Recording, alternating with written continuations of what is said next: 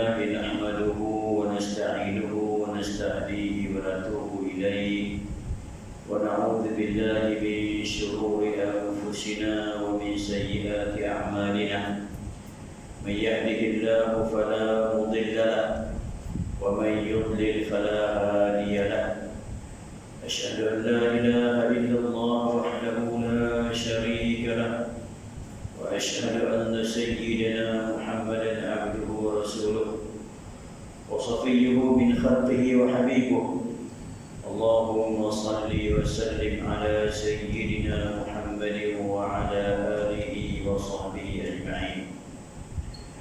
قال الله سبحانه وتعالى في محكم تنزيله وهو أصدق القائلين أعوذ بالله من الشيطان الرجيم بسم الله الرحمن الرحيم سبحان الذي أسرى بعبده ليلا من المسجد الحرام إلى المسجد الأقصى الذي باركنا حوله لنريه من آياتنا إنه هو السميع البصير صدق الله العظيم.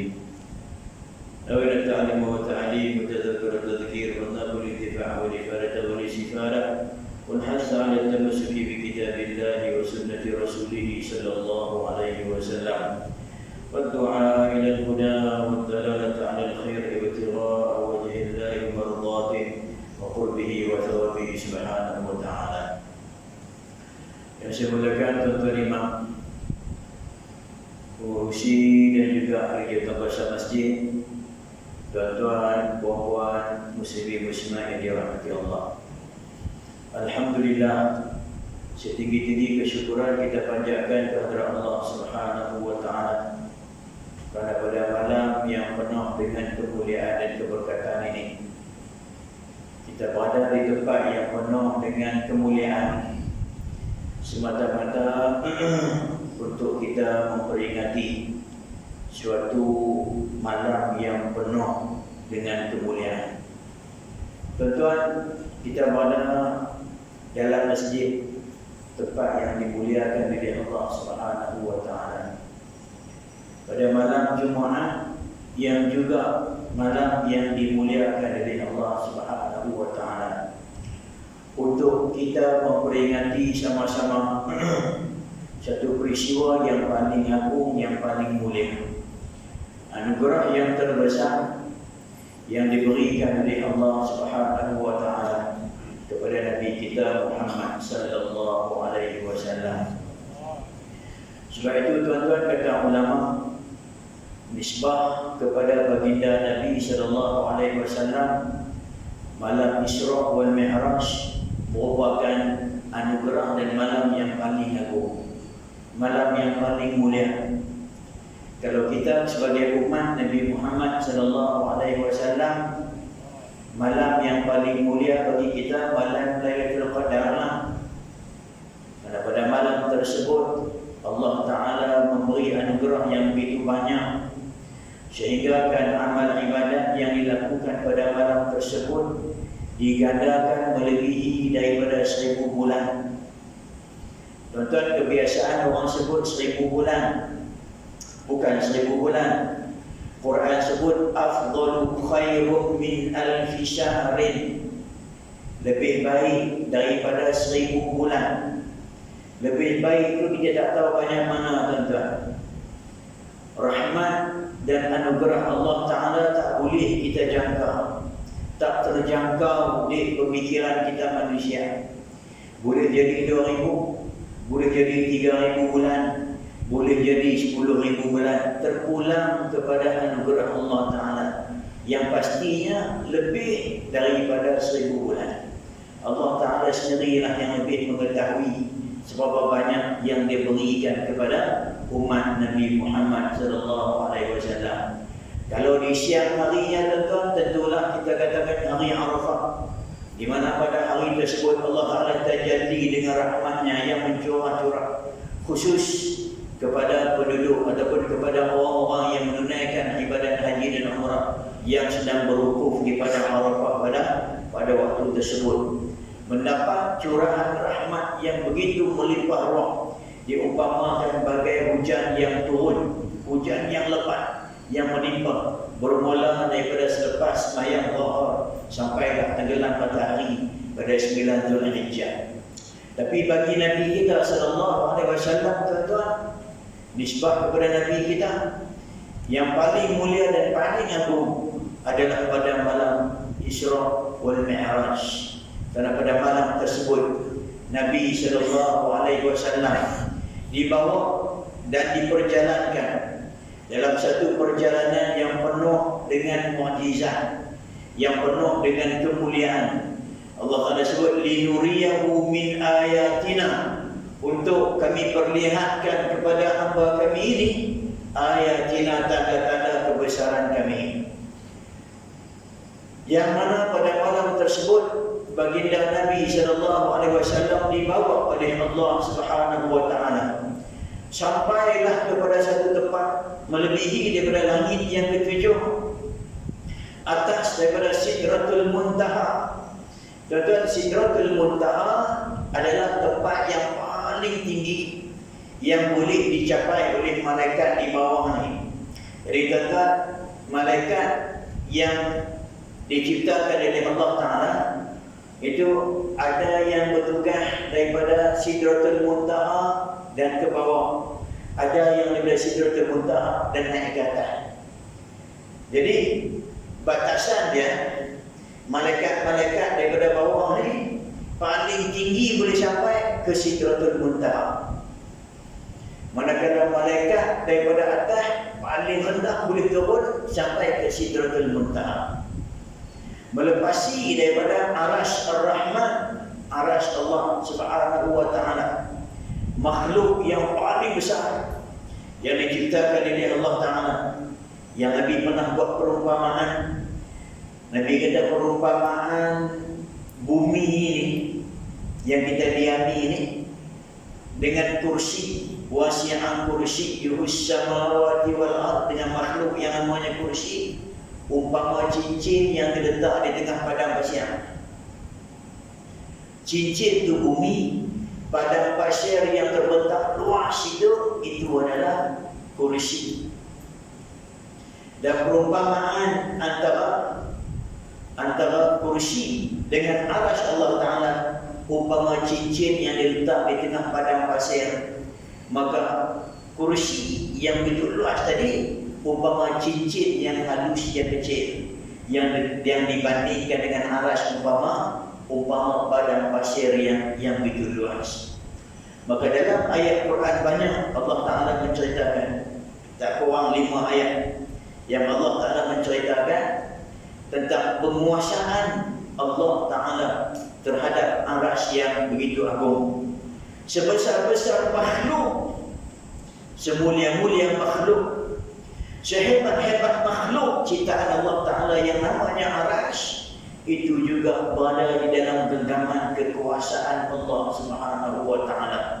Tunduk dan patuh kepada Allah Ta'ala. Kalau makhluk sebesar-besar arasy pun tunduk dan patuh kepada Allah Ta'ala, kenapa kalian wahai manusia masih lagi menentang Allah Ta'ala, masih lagi melawan Allah Ta'ala, masih lagi tak sedar dengan diri kita hanyalah hamba yang sangat kerdil di atas bumi yang kecil sangat ni dibandingkan dengan ciptaan-ciptaan yang lain. Maka perjalanan Nabi pada malam tersebut, tuan-tuan, melampaui arasy Allah Ta'ala, melebihi daripada arasy sampailah ke satu tempat yang mana Sayyidina Jibril AS mengatakan, aku tak boleh pergi dah ya Rasulullah, kat ni saja, ni tempat yang paling jauh yang pernah aku sampai. Inilah perjalanan malam ni, perjalanan yang paling jauh yang pernah aku tempuhi. Kalau aku langkah selangkah lagi, nescaya akan terbakar seluruh tubuh badan aku. Adapun engkau ya Rasulullah, kalau kau langkah, nescaya kau mampu untuk menembusi hujub-hujub nuraniyah yang ada tadi ini. Nescaya tidak akan ada apa-apa. Tuan-tuan, Nabi SAW dalam bentuk tubuh badan baginda manusia, tuan-tuan, darah daging macam kita. Nabi bukan macam Jibril, tuan. Malaikat Jibril diciptakan daripada nur, cahaya, memiliki 600 sayap. Yang satu sayap kalau dikembangkan, dibuka satu sayap sahaja, tertutup antara timur dan barat. Seluruh langit dan bumi ni tenggelam dalam sayap dia yang begitu hebat tadi ni. Jadi Jibril alaihi salam dalam bentuk dan wataknya tu, kejadiannya dalam bentuk malaikiyati, kemalaikatannya tadi ni tidak mampu untuk meneruskan perjalanan. Kalau dia terus, dia kata, nescaya hancur, terbakarlah tubuh badan aku. Sedangkan Nabi Muhammad dalam bentuk manusiawinya tadi ni, insaniyati, dia mampu meneruskan perjalanan lebih jauh daripada apa yang mampu dilakukan oleh Sayyidina Jibril alaihi salam. Sebab tu tuan-tuan, Nabi Muhammad ni kemuliaannya, kelebihannya, keagungannya tadi ni melebihi daripada segala-galanya. Sehingga kan dia dibawa menghadap Allah Ta'ala. Dia dibawa ke suatu tempat yang tidak pernah dijejak, yang belum pernah disampai oleh mana-mana malaikat yang mukarrab ataupun yang Nabiul Mursal. Tak ada seorang Nabi pernah pijak tempat yang Nabi duduk. Tak ada seorang malaikat pun pernah sampai ke tempat yang Nabi sampai di waktu Nabi bermunajat kepada Allah Subhanahu wa Ta'ala. Berbeza dengan Sayyidina Musa alaihi salam. Di saat Sayyidina Musa alaihi salam dibawa oleh Allah Ta'ala, diperintahkan oleh Allah Ta'ala untuk bermunajat, dijadikan Tur Saina, bukit Tur Saina, tempat baginda Musa alaihi salam bermunajat kepada Allah Ta'ala di bumi ini, tuan-tuan. Tapi baginda Nabi SAW sewaktu dijemput oleh Allah Ta'ala untuk bermunajat kepada Allah Ta'ala, dipilih tempat yang paling tinggi di atas sana, melebihi daripada segala-gala yang ada tadi ni, sehingga kan malaikat pun tak pernah sampai, Nabi pun tidak pernah sampai. Tuan-tuan, inilah anugerah yang paling besar yang diberikan oleh Allah Subhanahu wa Ta'ala kepada baginda Nabi sallallahu alaihi wasallam, sehingga detik dan saat, waktu dan malam tersebut menjadikan malam itu adalah malam yang paling agung nisbah kepada baginda Nabi sallallahu alaihi wasallam. Tuan-tuan, dalam ayat yang kita baca tadi, Allah Ta'ala menceritakan dalam ayat ni sedikit tentang apa yang Allah Ta'ala berikan kepada Nabi kita. Ayat yang pertama surah Al-Isra yang ke-imam kita baca tadi, Subhanalladzi asra bi'abdihi, Maha suci Allah Subhanahu wa Ta'ala yang telah memperjalankan dengan hamba-Nya. Allah Ta'ala mulakan ayat ini, tuan-tuan, dengan kalimat Subhana, Maha suci Allah Ta'ala. Tuan-tuan, kalimat Subhanallah yang kita ucap selalu, yang selalu kita baca Subhanallah dan sebagainya itu adalah bermakna Unazzihullah, tanzihullah, mensucikan Allah Ta'ala daripada sebarang yang tidak layak baginya. So, secara tidak langsung Allah Ta'ala mengisyaratkan dengan penggunaan kalimat tersebut bahawa barang yang akan aku ceritakan selepas daripada kalimat ini adalah satu barang yang bukan boleh diukur dengan akal dan pemikiran kalian. Kerana peristiwa ini berlaku dengan kehendak dan keizinan Allah Subhanahu wa Ta'ala yang tidak ada suatu pun yang cacat dan celahnya, yang maha suci daripada sebarang bentuk kekurangan dan juga keaiban, sehingga tidak ada suatu pun yang boleh untuk menghalang dan membatasi iradah dan kudrat Allah Subhanahu wa Ta'ala.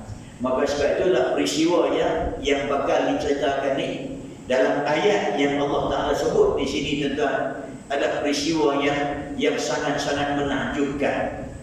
Peristiwa yang manusia tak boleh memikir dan membayangkan dengan pemikiran mereka. Hanya sahaja kita tunduk dan patuh menerima dan mempercayai dengan peristiwa yang bakal diceritakan tersebut. Sebab apa tuan-tuan? Sebab peristiwa ini di luar daripada jangkauan dan juga pemikiran manusia. Akal dan logik manusia tak mampu nak menerima dan membicaranya. Melainkan iman dan takwa sahaja yang boleh menerimanya. Maka sebab itu tuan-tuan, apabila peristiwa ini diceritakan oleh baginda Nabi SAW kepada orang kafir Quraisy keesokan paginya, kita dapati dalam sejarah menceritakan banyak di kalangan orang-orang yang baru memeluk Islam, terdapat di kalangan mereka yang kembali murtad, yang kembali keluar daripada agama ini. Manakala orang-orang yang beriman, orang-orang yang percaya dengan Nabi, yang yakin dengan Nabi Muhammad SAW, makin bertambah dan makin kuat keimanan mereka kepada Allah Subhanahu wa taala. Sebab apa tuan-tuan? Sebab qadhiyah dan peristiwa ni tuan-tuan bukan peristiwa yang boleh diukur secara empirik, boleh diukur dengan panca indera dah. Tapi dia suatu qadhiyah imaniyah. Sebab tu peristiwa ni tuan-tuan Allah sebut subhanalladzi asra. Kalimat asra tu yang memperjalankan hamba-Nya di waktu malam. Sebab tu dia letak lailan di waktu malam. Mungkin orang tanya, pasal apa tak buat peristiwa Isra wal Mi'raj di siang hari? Bukankah lebih buat di siang hari tuan-tuan? Biar orang kafir tengok bagaimana Nabi naik borak tadi ni menuju ke Baitul Maqdis sepantas kilat menyambar. Kemudian naik ke langit tu, depan mata mereka biar mereka tengok. Tuan-tuan, Nabi pernah memperlihatkan mukjizat yang berbagai jenis yang diminta oleh orang-orang kafir. Pernah berlaku peristiwa pembelahan bulan tu. Ketika orang kafir minta kepada Nabi di waktu malam, kami akan beriman dengan hang, percaya dengan hang. Kalau hang boleh buat apa yang kami minta, apa yang kalian nak, malam tidak datang. Malam tu Nabi datang berdekatan dengan Jabal Qubais kita. Apa Jabal Qubais kat Mekah tu? Lah ni dia buat istana, orang katanya nak buat istana. Sampai kat situ, apa yang diminta oleh orang kafir Quraisy ketika tersebut, malam bulan yang penuh mengambang ketika tu, dia meminta Nabi belah bulan tu. Kalau kamu benar Rasul, benar bagi dikata belah bulan tu. Tuan-tuan, Nabi memohon kepada Allah Ta'ala supaya dikabulkan apa yang mereka inginkan. Maka Allah Ta'ala anugerahkan kepada Nabi. Nabi tunjuk ke arah bulan tersebut dan bulan tu terbelah dua dan bergerak. Kayak gitu ya. Kalau peristiwa tu sihir, tuan, dia beza sihir dengan mukjizat ni. Sihir ni dia hanya boleh menyihir orang depan dia saja. Dia ada kaedah dia. Sihir ni dia ilmu manusia. Kalau ilmu manusia, dia ada batasan dia datang. Ingat satu benda tuan, apa jua kemampuan manusia, pasti dia akan ada batasan. Kepintaran akal manusia macam mana cerdik pandai pun, dia ada batasan. Kegagahan manusia kuat gagah macam mana pun, sampai satu waktu dia akan ada batasan terdekat. Macam itulah juga dengan ilmu sihir ni. Kalau kita katakan sihir ini ada hakikatnya, macam pandangan Ahli Sunnah wal Jamaah, dengan seizin Allah Ta'ala berlakulah sihir tersebut. Ditolong dan dibantu oleh iblis dan syaitan sekalipun, tetap juga dia ada batasannya. Pasal iblis dan syaitan ni makhluk Allah Ta'ala juga. Gagah kuat hebat dia macam mana sekalipun, dia tak boleh melampaui ilmu Allah Subhanahu wa Ta'ala. Maka sebab tu tuan-tuan, peristiwa kisah Nabi Allah Sulaiman alaihi salam, ketika Nabi Sulaiman meminta kepada tentera-tentera dia, siapa yang boleh bawa datang singgahsana Balqis. Balqis nak sampai lah. Maka bangun Afrit minal jin qala, aku boleh bawa datang ke tempat ni wahai tuanku Sulaiman, qabla an taquma min maqamik, sebelum kamu bangun daripada tempat duduk tuan. Hebat tuan-tuan, hebat. Pasien Afrik ni jenis jin. Jin ni makhluk halus. Dia bukan tubuh kasarnya kita. Kita nak pergi KL pakai masa 4 jam, 5 jam tuan-tuan. Dia orang pergi kejap kan. 2-3 saat sampai terus sana. Sebab dia patah balik main. Dia beritahu tuan, anak hang duduk tidur kita bangun subuh begini. Dia boleh cerita kat kita. Tapi berkata seorang lelaki yang memiliki ilmu, ilmu daripada Allah Subhanahu wa taala, aku boleh bawa datang qabla an yartadda basaruk, sebelum berkelip mata kamu. Pasal apa kita bilang? Kenapa dia lagi hebat? Sebab dia adalah manusia yang memiliki ilmu daripada Allah Subhanahu wa taala. Maka sebab itu, tuan-tuan, kalaulah benda tu kita katakan sihir, dia hanya boleh sihir orang dekat mata saja. Orang luar tak akan nampak. Tapi pada malam tersebut, sesiapa sahaja yang mendongak ke langit, melihat ke arah bulan pada tersebut, dia akan nampak bulan terbelah ketika itu. Walaupun dia berada di penjuru dunia sekalipun. Berbeza dengan sihir, tak ada. Dia hanya boleh penyihir. Kalau dia beli kokofil, dia buat bagi hilang bulan depan kita. Kita nampak hilang. Tapi orang lain nampak, tempat-tempat lain nampak bulan ada juga. Pasal dia ilmu ni, dia ada kaedah, ada qanun dia. Itu rahsia kenapa ahli sihir Fir'aun beriman dengan Nabi Musa. Fir'aun tak beriman. Pasal apa Fir'aun tak beriman? Pasal Fir'aun dia bukan orang yang ada ilmu dalam masalah sihir. Dia tak tahu qanun ilmu sihir tu. Di saat Nabi Musa lemparkan tongkat dia jadi ulang dia makan segala jenis ulang yang ada ketika tersebut, maka ahli sihir tahu dah, ni bukan permainan sihir. Ni bukan permainan ilmu kita. Ni di luar daripada jangkauan ilmu kita. Maka sebab itulah ahli sihir turun sujud kepada Allah Ta'ala. Amanna bi Rabbil Alamin, Rabbi Musa wa Harun. Kami beriman dengan Tuhan sekalian alam, Tuhan Musa dan Harun. Bukan Fir'aun. Pasal itu dia sebut Tuhan Musa dan Harun. Pasal Fir'aun juga mengaku dirinya sebagai Tuhan sekalian alam. Tuan-tuan, bila melihat peristiwa belak bulan pada malam tu, dia beriman tak? Tak.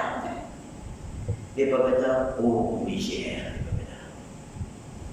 Dia berdakwah Nabi Muhammad buat sihir. Agak-agak kalau Nabi jalan pada siang hari, peristiwa tu apa akan berlaku? Dia keluarkan dakwah, oh sihir Muhammad makin mantap. Ilmu sihir dia makin hebat dan kuat. Pasal manusia yang tak beriman ni, kalau dia tak mau terima, ditutup pintu hati dia, tak ada amal. Dia akan tolak. Walaupun datang depan mata sekalipun. Sebab itu adalah peristiwa Isra wal Mi'raj. Dia adalah qadhiyah imaniyah. Dia adalah perkara yang berkaitan dengan keimanan di sini.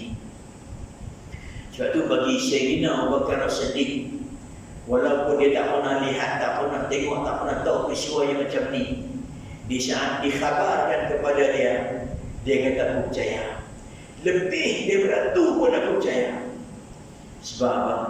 Sebab dia sudah melihat yang dikatakan Nabi Muhammad SAW, tak ada satu pun yang keluar daripada lidah di malaikat, semuanya yang benar dan betul.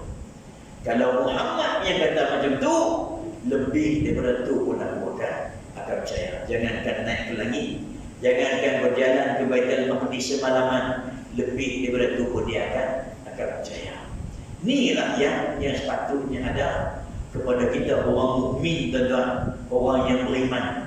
Dalam urusan yang berkaitan dengan Allah dan Rasul, keyakinan dan juga keimanan kita mestilah macam ni, tuan-tuan.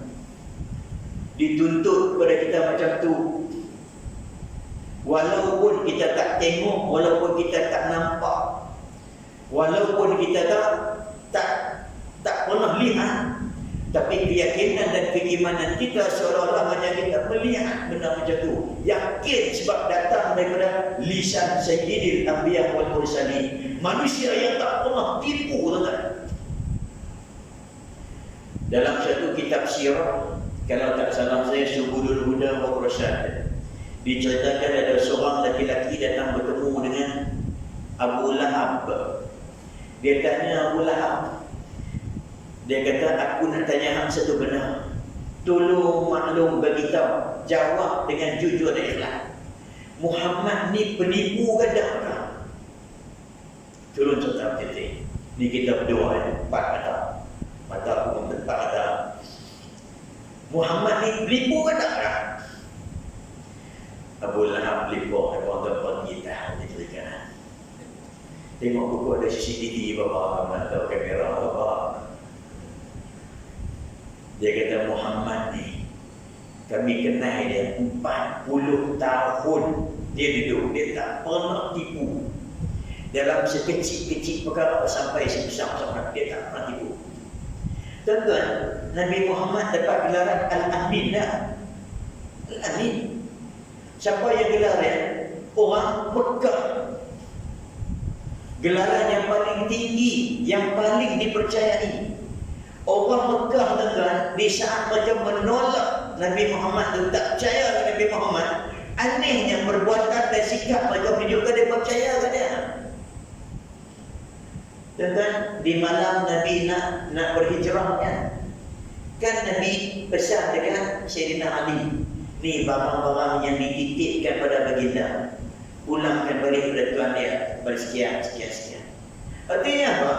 Orang kafir Quraisy, di saat mereka tak percaya dengan Nabi, mereka tolak beriman dengan Nabi, tapi mereka boleh simpan emas perak daripada Nabi, boleh simpan cincin berlian daripada Nabi, boleh simpan wang ringgit daripada Nabi. Zaman itu tak ada bank.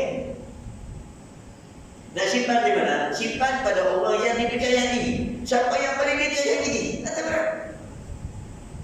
Mulut kita tahu tak? Dia Malaysia tadi, dia orang gila. Mulut kita macam tu. Takkan kita nak bagi barang berharga kita ke orang gila? Takkan kita nak titipkan mah perak kita, jongkong mah kita ke orang gila? Tak okey kan? Artinya sikap dan perbuatan mereka itu menunjukkan yang mereka percaya sungguh dengan Nabi Muhammad ni. Lepas pada tahun ketika Nabi berumur 35 tahun, berlaku peristiwa yang banjir besar, landa Mekah, runtuh Baitullah Al-Haram, orang Mekah bina balik. Bila bina balik semua, last dia nak tak Hajar Aswad, tak kuat. Masing-masing kabilah nak ambil kemuliaan, nak letakkan Hajar Aswad. Akhirnya, hampir-hampir nak bergaduh, dia dah bertumbuk. Akhirnya dia buat keputusan, kita tunggu siapa dia orang tahu langkah kaki masuk ke masjid. Dia adalah orang yang akan jadi hakim, menghukumkan siapa kabilah mana yang akan bawa. Tengok-tengok yang langkah kaki kita maksud Allah Ta'ala takdirkan Sayyidina Muhammad sallallahu alaihi wasallam. Apa kita dapat? Radina bil amini hakama. Kami redha dengan Al-Amin sebagai pengadil, sebagai hakim. Jadi selama 40 tahun kata si Abu Lahab, Muhammad tidak pernah menipu kami dalam urusan yang sekecil-kecil sampailah yang sebesar-besar. Ini urusan benda yang turun perkhabaran minas sama, perkhabaran daripada langit. Mana mungkin Muhammad tipu dah, Muhammad tak tipu, kata Abu Lahab. Jujur jawab. Tapi aku tak boleh ikut dia, aku tak boleh ikut dia. Takaburnya ada. Tuan-tuan, kalau begini Nabi yang kita ada, yang disaksikan dengan saksi mata oleh orang yang hidup di zaman Nabi, orang yang melihat kelahiran Nabi, orang yang melihat Nabi membesar, orang yang hidup di saat Nabi menjadi Rasul. Abu Lahab sendiri mengaku dengan ikhlas Nabi tidak pernah tipu dan sebagainya. Kenapa hari ini masih lagi ada keraguan, masih lagi ada sikap yang tidak memperduli di kalangan kita orang Islam khususnya? Kenapa kita tak ambil peran dengan kalam Nabi sallallahu alaihi wasallam? Kenapa kita masih lagi tak mau nak tengok kepada apa yang Nabi sabdakan, apa yang Nabi ajar, panduan-panduan yang Nabi beri dalam kehidupan kita sehari-harian? Tak kisahlah tuan-tuan, dalam apa jua urusan yang kita lalui pun tuan-tuan, tak kisahlah ketika kita menghadapi wabak penyakit ke, di saat kita memiliki hajat-hajat tertentu ke, nak buat pilihan apa dan sebagainya, kalaulah di sana ada sarana, ada panduan, ada contoh suri tauladan yang disebut, yang dicontohkan, yang dicakap oleh Nabi sallallahu alaihi wasallam, kenapa kita tak ambil dia dalam kehidupan kita? Karena Nabi ni tuan-tuan, dia bukan cakap biasa. Sebab dia bukan manusia biasa. Dia sebaik-baik makhluk, seindah-indah makhluk, sebenar-benar manusia, semulia-mulia Nabi dan Rasul. Tak ada yang lebih daripada dia, tak ada. Maka kalam yang keluar daripada lisan Nabi itu semuanya adalah wahyu yuha, wahyu daripada Allah Subhanahu wa taala. Maka sebab itu tak heran tuan-tuan, bila mana Abu Bakar As-Siddiq yang meyakini sesungguhnya dengan Nabi tadi ni, bila Nabi beritahu dia percaya. Tuan-tuan, inilah keimanan yang perlu ada dalam diri kita tuan-tuan. Keyakinan yang macam tu dengan setiap berita, dengan setiap perkara yang disampaikan oleh baginda Nabi sallallahu alaihi wasallam.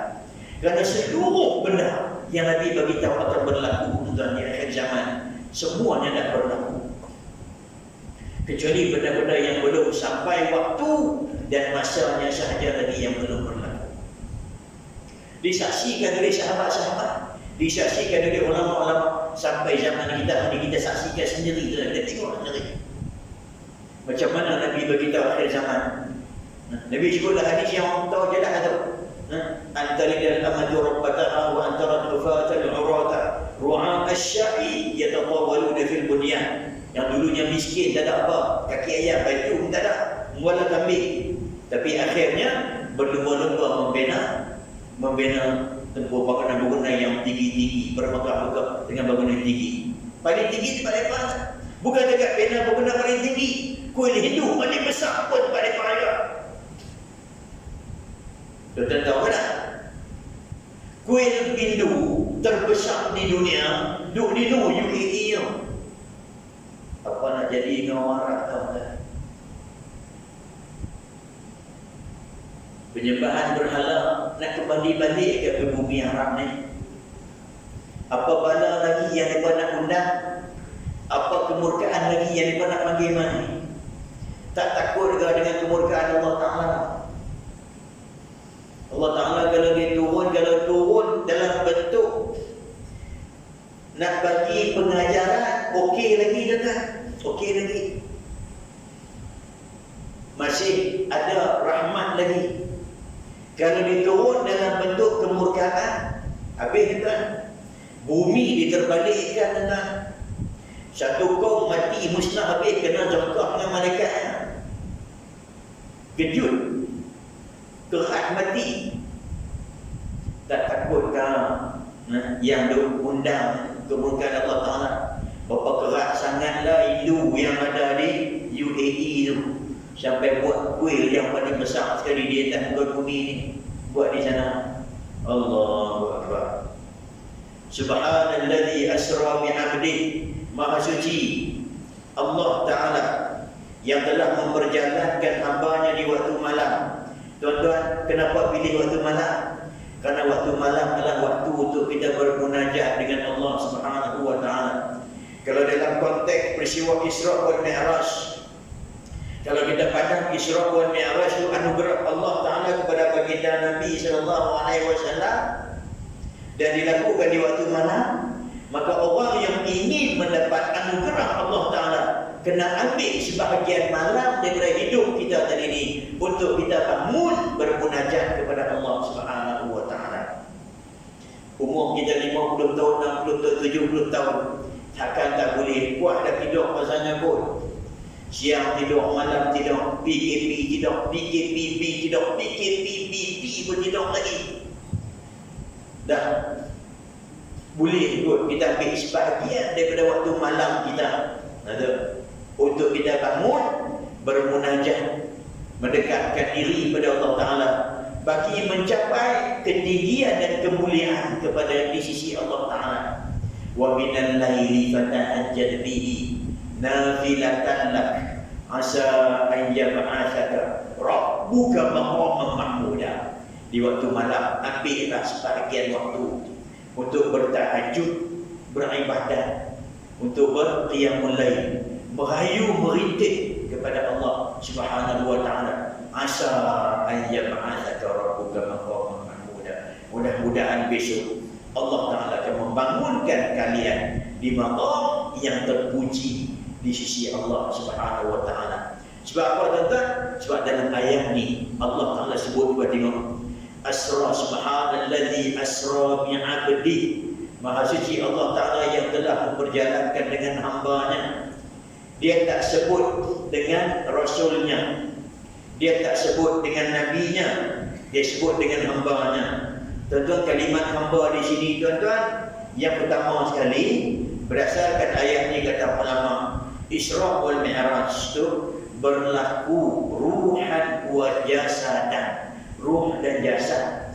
Pasal kalimat al-abdu tu, hamba di sini adalah Nabi Muhammad. Kalau dengan ruh, tentu Allah Ta'ala takkan sebut bi'abdi, dia akan sebut biruhi abdi, dengan roh hambanya. Kalau peristiwa itu berlaku bagai dalam mimpi, macam yang dikatakan oleh sebahagian pendapat-pendapat yang menyeleweng, berlaku dengan roh saja, mana mungkin Nabi naik ke atas lagi di sana tu? Tak mungkin. Pasal kalau naik dengan atas sana tu tak boleh jadi gitu lah. Mana boleh? Pasal tak ada oksigen. Dia ingat ni kerja orang ke apa? Orang boleh ada lebih tu kan? Allah Ta'ala bukannya manusia. Dia sebut subhanallah depan tu lah. Artinya benda ni tak terkait, tak berada, tak tertunduk di bawah undang-undang alam semesta dah. Sebab kejadian yang berlaku ini dikehendaki oleh Allah Ta'ala sendiri, pencipta alam semesta. Dia tak tertunduk, dia tak berada di bawah undang-undang alam semesta, qanun alam ke, qanun undang-undang angkasa dan sebagainya. Ini yang pertama. So peristiwa ni sepakat ulama-ulama ahli sunnah mengatakan peristiwa ini berlaku dengan roh dan jasadnya dalam ayat tersebut. Yang pertama. Yang kedua, Allah Ta'ala sebut bi'abdi, dengan hambanya. Tuan-tuan, anugerah yang segini besar, pemberian yang begini agung, yang tak pernah diberi kepada mana-mana malaikat dan mana-mana nabi, tapi diberi kepada Nabi kita sallallahu alaihi wasallam. Allah Ta'ala bukan sebut bi rasulih, tak sebut dengan pangkat kerasulan yang paling tinggi, tak sebut bi sayyidil bi sayyidil muttaqin, kan dah. Tapi dia sebut bi'abdi, dengan hambanya. Kalimat hamba tuan-tuan menunjukkan satu kalimat yang cukup tinggi, yang cukup mulia, kalaulah dinisbahkan kepada Allah Subhanahu wa Ta'ala. Berapa ramai orang hari ini tuan-tuan, bila mana memperhambakan diri kepada dunia, jadi makin hina ya. Berapa ramai manusia yang memperhambakan diri pada harta, jadi makin hina kita tengok. Berapa ramai orang yang hamba diri kepada manusia, juga makin hina dia. Tak terpaksa ikut kehendak orang demilah nak jaga kedudukan dia, terpaksa ikut cakap orang walaupun benda tu tak betul, salah dan sebagainya, ikut juga demi nak mendapatkan harta, sanggup buat segala benda, walaupun terpaksa menipu, walaupun terpaksa buat benda-benda yang tidak diingini oleh cara penyelewengan dan sebagainya. Demi untuk mendapatkan pangkat, manusia sanggup mengkhianati sesama sendiri.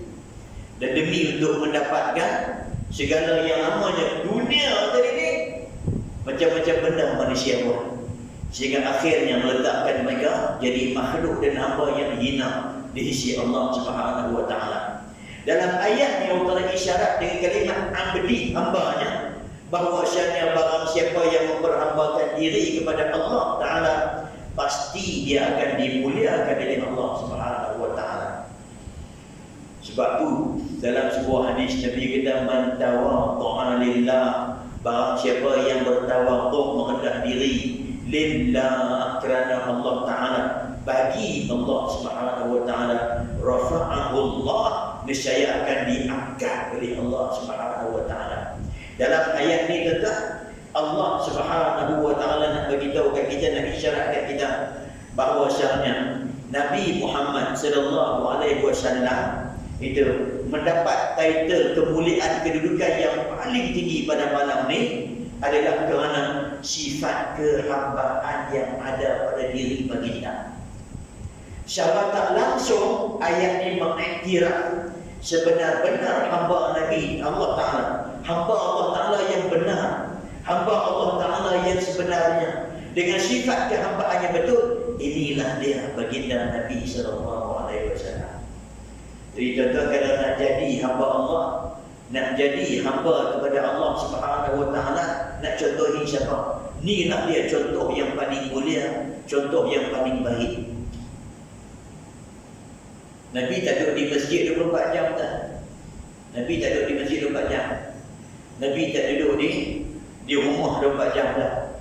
Kadang-kadang Nabi ada di masjid, kadang-kadang Nabi ada di rumah, kadang-kadang Nabi ada di pasar, kadang-kadang Nabi ada di ladang-ladang, dia orang sahabat-sahabat. Kadang-kadang Nabi duduk di medan perang. Kadang-kadang Nabi bermesyuarat dengan sahabat-sahabat tentang hal ehwal pentadbiran negara. Kadang-kadang Nabi duduk di tempat. So seluruh kehidupan kita tadi ni, apa yang kita buat seluruhnya tu, itulah yang dibuat oleh baginda Nabi sallallahu alaihi wasallam. Jadi kalau kita nak katakan hamba Allah sebenar-benar hamba yang duduk di masjid 24 jam bertasbih betul-betul, itu bukan dia hamba Allah yang sebenarnya. Kerana hamba Allah yang sebenarnya ni Allah sebut subhanalladzi asra bi 'abdi. Quran sendiri mengiktiraf perhambaan Nabi kepada Allah Subhanahu wa taala. Dengan perhambaan tersebut Nabi mendapat kemuliaan yang tinggi. Maka kalau nak jadi hamba kepada Allah dengan sebenar-benar hamba, contohilah Nabi Muhammad sallallahu alaihi wasallam. Barulah kita akan menjadi macam mana yang Allah Taala kata dalam Quran, inni ja'ilun fil ardi khalifah. Aku nak cipta di atas muka bumi ini seorang khalifah. Khalifah bukan duduk di masjid saja, khalifah bukan duduk di rumah saja, khalifah bukan duduk tempat dahak, tapi khalifah Allah Ta'ala tadi ini memakmurkan alam semesta tadi ini dengan segala perintah-perintah yang dikehendaki oleh Allah Subhanahu wa taala. Dalam apa jua kerja buat yang dia lakukan, sama ada ketika berhubungan dengan Allah ataupun berhubungan dengan manusia, matlamat dan tujuannya hanyalah mencari redha Allah Subhanahu wa taala. Bukan dia cari redha manusia, bukan dia cari kenikmatan yang bersifat sementara, bukan dia cari keseronokan yang bersifat duniawi sementara, tidak, tapi dia mencari Allah Subhanahu wa taala. Maka dalam setiap perlakuan dia, hari ini tuan-tuan, kita ada yang jadi doktor, ada yang jadi engineer, ada jadi guru, ada petani, ada nelayan, ada pemimpin, ada ketua masyarakat, dengan berbagai tugas-tugasan kita. Tuan-tuan, jalankan tugasan kita. Carilah redha Allah Ta'ala dengan apa jua yang kita buat. Mudah-mudahan kita mendapat kemuliaan sebagai hamba Allah Ta'ala. Wa ma khalaqtul jinna wal insa illa liya'budun. Tidak aku jadikan jin dan manusia melainkan untuk menyembah aku, untuk beribadat kepada aku. Kata Sayyidina Abdullah bin Abbas, illa liya'rifun, untuk mereka mengenali aku. Bila si hamba itu mengenali Allah Ta'ala, bila dia kenal Tuhan dia tadi ini, maka seluruh perlakuan dia hanya akan cari Allah Ta'ala, dia tak cari yang lain dah. Dia hanya akan nampak Allah Ta'ala, dia tak akan nampak yang lain dah. Maka ketika tersebut, apa juga kerja yang dia buat, matlamatnya hanya Allah Subhanahu wa taala. Maka tertahqiqlah, berlakulah apa yang dikatakan wa ma khalaqtul jinna wal insa illa liya'budun, melainkan untuk hamba aku menyembah aku, mengiktiraf ketuhanan aku. rububiyah dan uluhiyah Allah Ta'ala. Ini hanya ada pada hamba Allah Ta'ala saja. So tuan-tuan, kalau nak cari kemuliaan, tak payah cari di sisi manusia, tuan-tuan. Kemuliaan yang manusia bagi tak akan pergi ke mana, tuan-tuan. Sungguh. Tuan-tuan pernah tengok OIP mati tak? Pernah tengok Datuk mati? Pernah tengok Tan Sri mati? Pernah tengok Raja mati? Di saat talqin dibaca pada dia, orang baca macam mana? Yang berhormat Datuk Sri. Ada apa tu? Tak ada lah. Raja mati pun dia tak panggil lah, tuanku. Saat dia kami menghadap tuanku dua orang malaikat, jangan takut. Pasal kedua-dua malaikat ni kami menghadap tuanku Sultan dan Raja. Ada apa tu? So segala pangkat Datuk Seri, Tan Sri dan segala pangkat-pangkat yang manusia begini, dia hanya valid, dia tak bumi ya. Ni sementara tu atas ni ya. Masuk dalam bumi, tak ada nilai yang terbaik.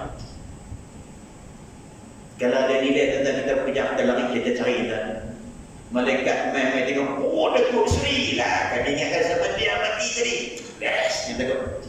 Ada malaikat pada begitu. Tuan pun tengok, oh Tun, Tun.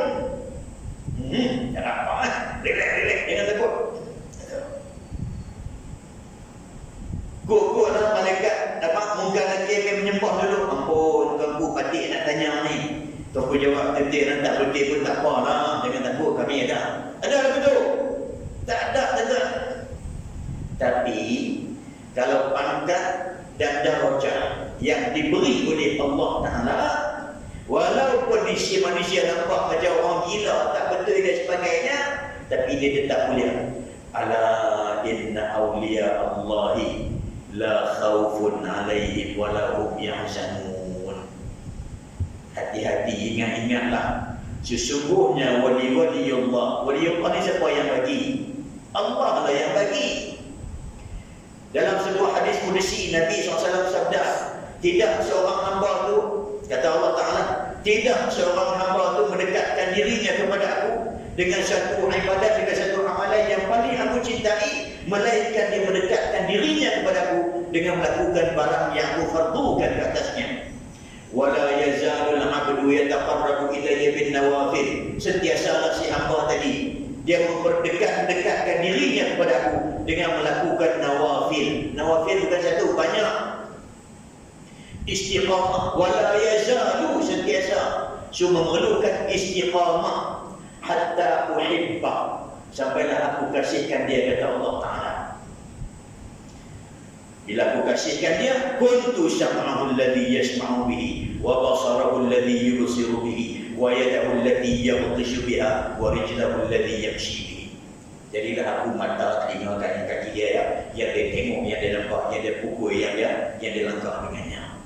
Ini adalah golongan-golongan yang disebut awliyaillah, yang Allah Ta'ala sendiri kata, aku kasih dan cintakan dia. Siapa ni?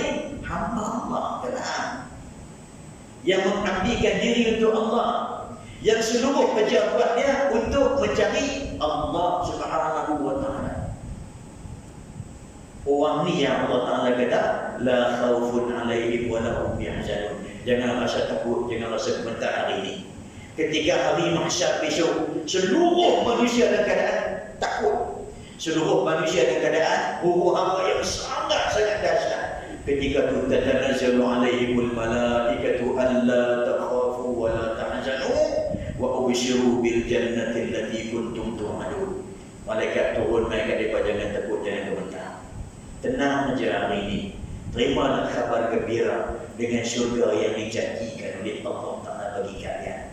Kerana kalian di dunia dulu telah menjadi hamba kepada Allah, berbakti kepada Allah. Dalam segala kerja buat yang kalian buat, semuanya demi Allah Ta'ala. Tuan-tuan bayangkan kalau kita memiliki pemimpin yang dalam diri jiwanya ada Allah Ta'ala, yang dia ketika dia melaksanakan tugas sebagai pemimpin, hanya saja yang dia cari adalah Allah Ta'ala.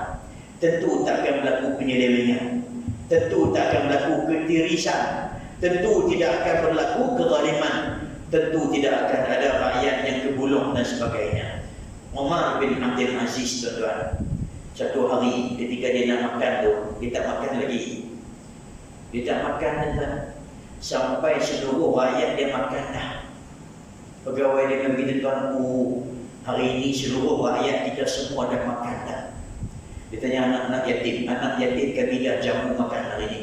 Gelandangan semua kami dah bagi makan. Dalam negara kita ini hari ini yang belum makan lagi tuanku seorang saja.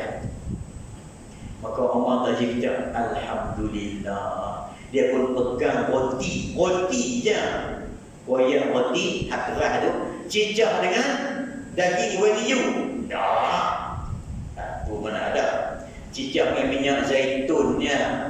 Makan. Bismillahirrahmanirrahim. Manusia yang paling last sekali jamak makanan dalam negara, Umar bin Abdul Aziz. 2 tahun saja, 2 tahun setengah tempoh pemerintahan Umar bin Abdul Aziz. Dia mewarisi kerajaan yang korup. Dia mewarisi kerajaan yang tak elok daripada sultan sebelumnya.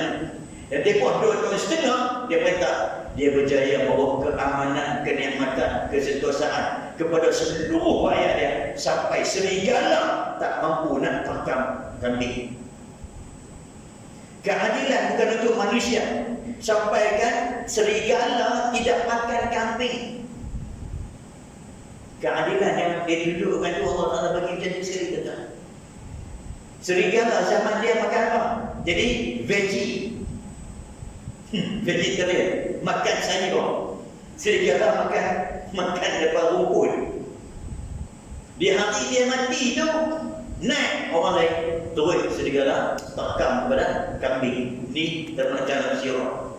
Dalam sirah kata kalau kanak-kanak besar ni, adik kita ni besar ni, memakai pakaian penuh dengan intan berlian, pakai pakaian yang kemewahan, pakaian yang indah-indah, cantik-cantik, seluruh tubuh dia ada batu permata dan sebagainya. Kalau dia pakai yang tu, dia berjalan daripada penjuru negeri sampai ke sepadan negeri, nescaya dia akan patah balik main dalam keadaan tanpa satu pun yang hilang. Manusia zaman itu tak ada keinginan nak mencuri dan sebagainya, sebab rajanya adalah hamba kepada Allah Ta'ala. Kalau kita dapat anak yang hamba Allah, macam mana? Kalau kita dapat bos yang hamba Allah, kalau kita ada pekerja yang sifatnya abdul lillah, macam mana? Kita boleh bayangkan, tengok betapa beruntungnya. Maka sebab itu sifat yang paling tinggi adalah sifat kehambaan kepada Allah Ta'ala. Sinilah letak bi abdi. Sebab tu dia tak letak bi rasulih. Pasal kalau letak bi rasulih, tak ada siapa boleh sampai. Kita tak boleh sampai. Sebab maqam risalah dan maqam nubuwah itu adalah pemberian Allah. Allah Ta'ala sendiri pilih Rasul dan juga Nabi. Tapi tak ada Nabi, tak ada Rasul, tak ada. Tak ada. Tapi kalau sebut hamba, kita boleh kan? Kita boleh berusaha untuk jadikan diri kita sebagai hamba Allah Ta'ala demi mencapai keredaan, ketinggian, kemuliaan di sisi Allah Subhanahu Wa Ta'ala. Tak penting di sisi manusia. Manusia tak ada apa. Yang kita nak Allah pandang kita. Dan kita nak Allah redha kita. Kita nak dia yang kasih kepada kita. Lailan minal masjidil haram ila masjidil aqsa. Perjalanan di waktu malam yang bermula daripada Masjidil Haram ke Masjidil Aqsa. Kenapa Masjidil Aqsa, tuan? Wallahu ta'ala alam, dan kita pun tak tahulah kenapa yang dipilih Masjidil Aqsa. Yang pastinya Masjidil Aqsa ni, tuan, ada salah satu tempat yang paling mulia, dijadikan sebagai tempat yang paling mulia. Salah satu daripada bumi, 3 bumi yang paling mulia di sisi Allah Subhanahu Wa Ta'ala selepas bumi Baitul Maqdis, Baitullah Al-Haram Mekah, dan juga bumi Madinah Al-Munawwarah. Lepas tu dalam perjalanan tu, ketika Nabi dalam perjalanan pergi ke Masjid Al-Aqsa tu, bukan turun ke Masjid Al-Aqsa dah. Nabi singgah ke tempat-tempat tertentu. Antaranya Nabi singgah ke tempat di bumi Yathrib tu, yang besoknya diberi kata, ni bumi yang esok Rasulullah akan datang, esok akan berhijrah ke sini. Kemudian Nabi singgah lagi tempat, antaranya ialah tempat kelahiran Nabi Allah Isa alaihissalam. Kemudian tempat Nabi Musa alaihissalam. Nabi Musa bermunajat dulu ni, Nabi singgah. Kenapa dihubungkan antara Nabi kita Muhammad dengan Nabi Isa, dengan Nabi Musa, tuan? Kerana nak isyarat kepada kita. Boleh jadilah ada hikmahnya, Allah Ta'ala yang tahu tentang. Tapi hikmah ni benda yang umum. Kita boleh fikir, kita boleh cari. Mungkin di sana Allah Ta'ala nak isyaratkan bahawasanya risalah Muhammadiyah ini sama dengan risalah Musa dan Isa alaihi wassalatu wassalam. Tidak ada bezanya.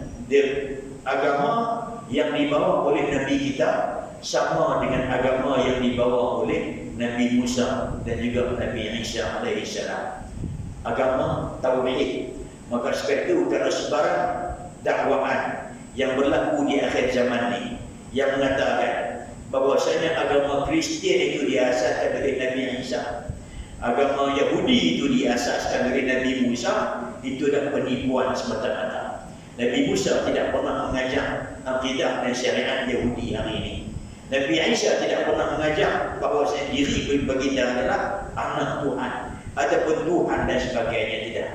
Apa yang baginda bawa sama dengan yang dibawa oleh Nabi kita Muhammad sallallahu alaihi wasallam, an ya'budullaha wahdahu, an ya'budullaha wajtanibut taghut.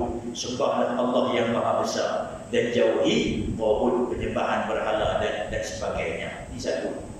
Boleh jadi yang kedua isyarat kepada dalam apa jua keadaan yang berlaku di antara makhluk dan manusia yang paling dengki, yang paling jahat dengan agama Nabi kita adalah manusia Yahudi dan Nasara. Sampai hari ini tuan-tuan, permusuhan mereka tidak pernah berhenti. Usaha untuk memurtadkan orang-orang Islam, untuk mengeluarkan orang Islam daripada agama Islam ini sentiasa dilakukan dengan berbagai bentuk dan cara, berbagai wasilah yang digunakan. Maka sebab itulah tuan-tuan umat Islam hari ini perlu diajar, perlu mengenali, mendalami agama, ilmu agama ni supaya jadi benteng. Janganlah kerana sebab-sebab yang kecil saja terus kita nak murtad, tuan.